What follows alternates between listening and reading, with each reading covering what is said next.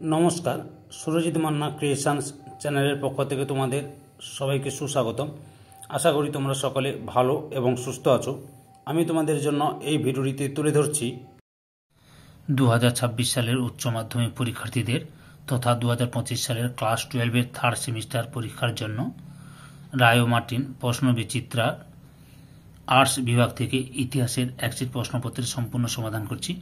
তার আগে তোমাদের কাছে অনুরোধ, তোমরা ভিডিওটি না টেনে পুরোটা দেখো। ভিডিওটি কেমন লাগলো কমেন্ট করে জানিও, ভিডিওটিতে লাইক দাও এবং শেয়ার করো, এবং চ্যানেলে নতুন হলে চ্যানেলটিকে সাবস্ক্রাইব করে চ্যানেলের সঙ্গে যুক্ত হও, কারণ তোমরা আমার এই চ্যানেলের মাধ্যমে ক্লাস 12-এর থার্ড সেমিস্টার পরীক্ষা 2025-এর জন্য রায় ও মার্টিন প্রশ্নবিচিত্রা থেকে যে সমস্ত বিষয়ের সমাধান পাবে সেগুলো হলো ইতিহাস, ভূগোল, বাংলা, রাষ্ট্রবিজ্ঞান, শিক্ষাবিজ্ঞান, দর্শন, পুষ্টিবিদ্যা, পরিবেশবিদ্যা। এই ভিডিওতে ইতিহাসের একশিট প্রশ্নপত্র আলোচনা করছি। 249 নম্বর পেজের মডেল কোশ্চেন পেপার 4-এর New Barrackpore Colony Girls High School HS এই স্কুলের প্রশ্নপত্রের সেটটি সম্পূর্ণ সমাধান করছি। এর আগে আমি 1 থেকে 3 নম্বর মডেল সেট আলোচনা করে দিয়েছি। তোমরা ওই ভিডিওগুলো দেখতে চাইলে আমার চ্যানেল প্লে লিস্টে গিয়ে দেখে নাও, না হলে এই ভিডিও ডিসক্রিপশনে তার লিঙ্ক দেওয়া আছে, ওখানে ক্লিক করে দেখে নিতে পারো। আলোচনা শুরু করছি। প্রথম প্রশ্ন, কোন পার্শ্বিক পর্যটকের বর্ণনায় দ্বিতীয় দেব রায়ের রাজত্বকাল ও অর্থনৈতিক সমৃদ্ধির কথা জানতে পারি? অপশান বিতে আব্দুর রজ্জাক। পরের প্রশ্ন, মার্কো পোলোর বিবরণ অনুযায়ী বাণিজ্য কেন্দ্র পোর্ট কয়াল বিখ্যাত ছিল? অপশান বিতে মুক্তোর কারবারের জন্য। পরের প্রশ্ন, মার্কো পোলোর বিবরণ থেকে দক্ষিণ ভারতের নারী সমাজে প্রচলিত যে সামাজিক প্রথাটির কথা জানতে পারা যায় তা হলো? অপশান বিতে সতীদাহ প্রথা। পরের প্রশ্ন, মার্কো পোলোর বিবরণ অনুযায়ী ভারতীয়রা যে প্রাণীটির পুজো করত তা হলো? অপশান সিতে ষাঁড়।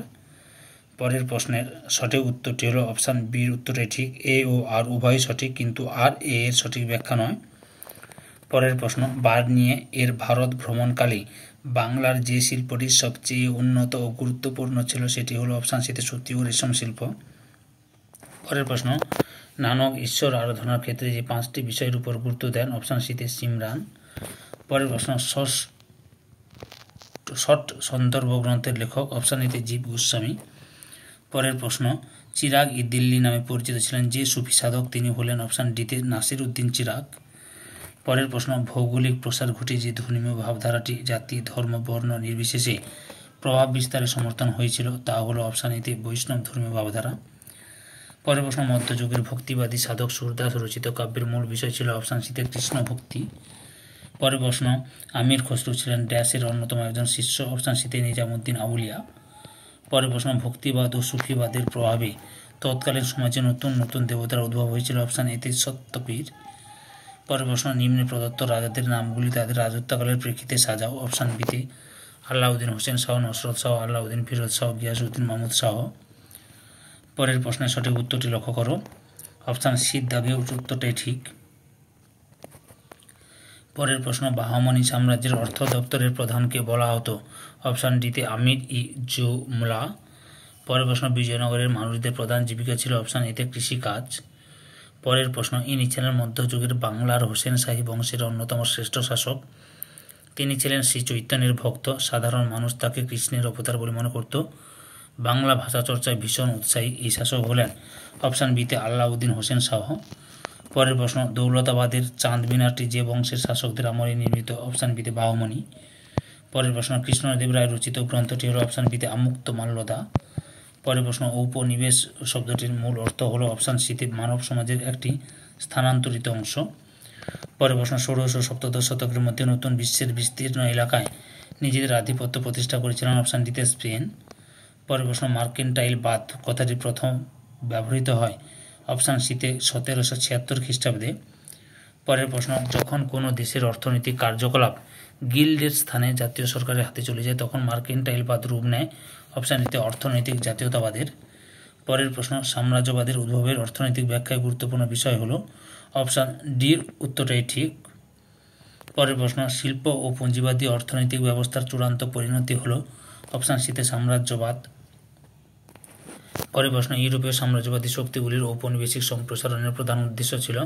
অপশান এতে রাজনৈতিক আধিপত্যের প্রসার ঘটানো। পরের প্রশ্ন, সাম্রাজ্যবাদ প্রসারের একটি রাজনৈতিক ভিত্তি হলো? অপশান বিতে উগ্র জাতীয়তাবাদ। পরের প্রশ্ন, শুধুমাত্র রাজনৈতিক আধিপত্য প্রতিষ্ঠার উদ্দেশ্যেই ঔপনিবেশ স্থাপনে আগ্রহী হয়েছিল? অপশান ডির উত্তরটাই ঠিক। পরের প্রশ্ন, ইউরোপের শিল্পোন্নত দেশগুলি এশিয়া ও আফ্রিকার বিভিন্ন অনুন্নত দেশগুলিতে উদ্বৃত্ত পণ্য সামগ্রী বিক্রি করতে বাজার দখলের জন্য প্রসার ঘটায়। অপশান ডিতে ঔপনিবেশের। পরের প্রশ্ন, ঔপনিবেশিক সাম্রাজ্যের জনগণ সুস্পষ্টভাবে বিভক্ত হয়ে পড়েছিল। অপশান এতে দুটি জাতিতে।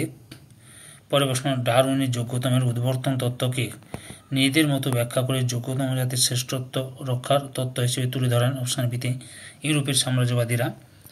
পরের প্রশ্ন, নয়া সাম্রাজ্যবাদ কথাটি ব্যবহার করেন। অপশান ডিতে ডেভিড টমসন। পরের প্রশ্ন, 1870 থেকে 1914 কাল পর্বের সম্প্রসারণবাদ পরিচিত হয়। অপশান সিতে নয়া সাম্রাজ্যবাদ হিসেবে। পরের প্রশ্ন, ভারতের ঔপনিবেশিক শাসন প্রতিষ্ঠায় ব্রিটিশরা সর্বপ্রথম রাজনৈতিক আধিপত্য প্রতিষ্ঠা করেছিল যে যুদ্ধ জয়লাভের মাধ্যমে, তা হলো অপশান এতে পলাশী যুদ্ধ। পরের প্রশ্ন, ঔপনিবেশিক ভারতে ব্রিটিশ শাসনযন্ত্রের প্রথম পদক্ষেপ ছিল। অপশান ডিতে আইন ব্যবস্থা। পরের প্রশ্ন, ভারতে প্রকৃত আমলাতন্ত্রের প্রবর্তক করেন। অপশান বিতে লর্ড কর্নওয়ালিস। পরের প্রশ্ন, ঔপনিবেশিক শাসনযন্ত্রে ভারতের নিয়মিত পুলিশ বাহিনী গড়ে উঠেছিল। অপশান ডিতে 1793 খ্রিস্টাব্দে। পরের প্রশ্ন, ভারতে বিভিন্ন জাতির মানুষ নিয়ে 5 মিশেলি ভারতীয় সেনাবাহিনী গঠন করার সুপারিশ করে। অপশান বিতে পিল কমিশন। এই ভিডিওর লাস্ট প্রশ্ন, ঔপনিবেশিক ভারতের রাজস্ব সম্পর্কিত তথ্য সংগ্রহের উদ্দেশ্যে আমিনি কমিশন গঠিত হয়। অপশান সিতে 1776 খ্রিস্টাব্দে। ধৈর্য সহকারে সম্পূর্ণ ভিডিওটি দেখার জন্য তোমাদের সবাইকে অসংখ্য ধন্যবাদ। আজকে এই পর্যন্ত। পরবর্তী ভিডিওতে আবার দেখা হবে। Tata, bye bye.